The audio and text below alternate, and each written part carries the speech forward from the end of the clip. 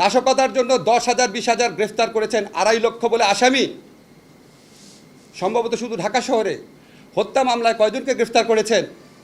আজকে আমরা পত্রিকার ফুটেজে দেখেছি ছাত্রলীগ যুবলীগের হাতে অস্ত্র চিহ্নিত করে পত্রিকায় লেখা হয়েছে ছাত্রলীগ যুবলীগ, পুলিশের হাতে ইউনিফর্ম পরা পুলিশ, জাজ্জল্যমান প্রমাণ, তাদের গ্রেফতার করছেন না।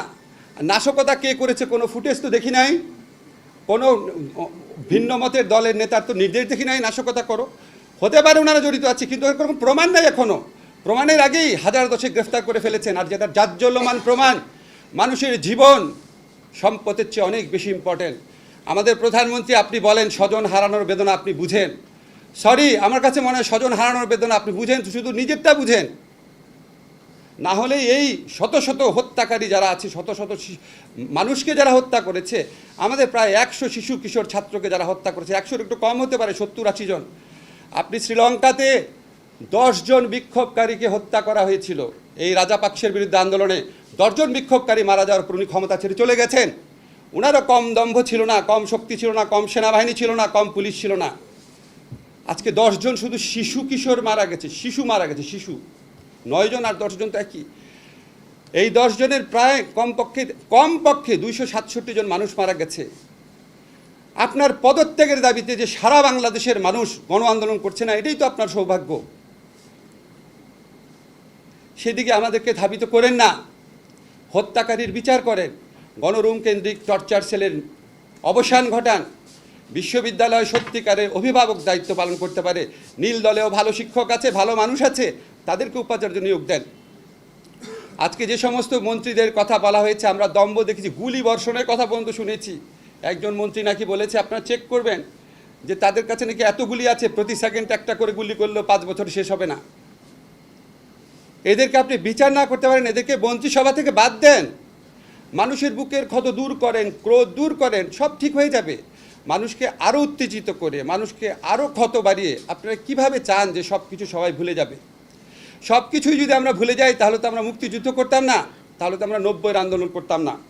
আমি একটু লিগাল ইস্যুতে কথা বলি। আজকে আপনারা দেখেছেন ডাকসুর একজন নির্বাচিত প্রতিনিধি, ভুয়া ভোটে নির্বাচিত না, ডাকসুতে ঢাকা বিশ্ববিদ্যালয়ের ছাত্রদের ভোটে নির্বাচিত সভাপতি, সাবেক সভাপতি নুরুল হক নূরকে কিভাবে টর্চার করা হয়েছে রিমান্ডে। এই ধরনের টর্চার বাংলাদেশের সংবিধানের আর্টিকেল 35-এর সুস্পষ্ট লঙ্ঘন।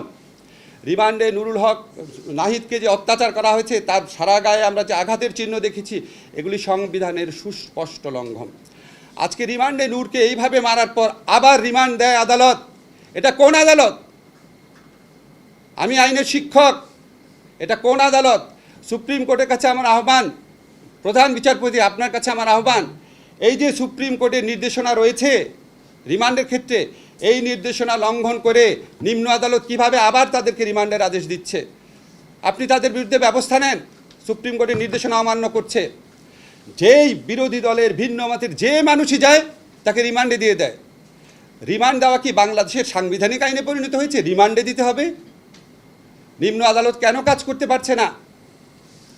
নিম্ন আদালতের উপর আইন মন্ত্রণালয়ের একচ্ছত্র আধিপত্য কায়েম করা হচ্ছে লাস্ট রুলসের মাধ্যমে।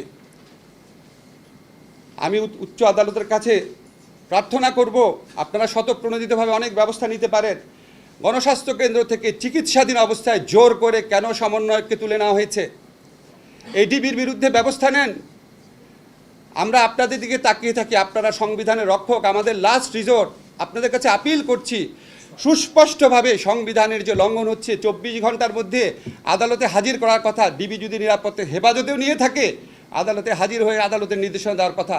চোখের সামনে সংবিধান লঙ্ঘন করছে, আর্টিকেল 33 লঙ্ঘন করছে, আর্টিকেল 35 লঙ্ঘন করছে, গোপনীয়তার অধিকার লঙ্ঘন করছে, চোখের সামনে করছে, দম্ভভরে করছে।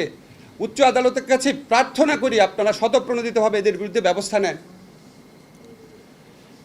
আরেকটা কথা বলে শেষ করছি, আমাদের মুক্তিযুদ্ধের চেতনা হচ্ছে অন্যায়, অবিচার, অত্যাচার, নিপীড়নের বিরুদ্ধে যুদ্ধ।